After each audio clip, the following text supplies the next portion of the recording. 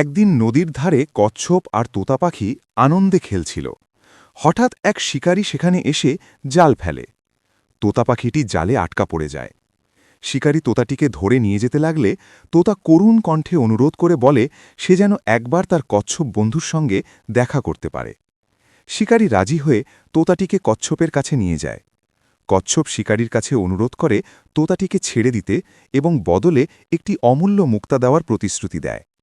মুক্তার লোভে শিকারী রাজি হয়।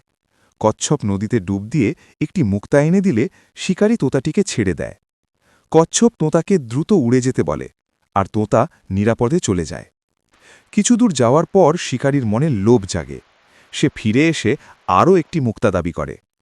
কচ্ছপ বুদ্ধি করে আগের মুক্তাটি ফেরত নিয়ে তার জোড়া আনতে নদীর গভীরে ডুব দেয় এবং আর ফিরে আসে না। শিকারী প্রতারিত হয়ে হতাশ মনে সেখান থেকে চলে যায়।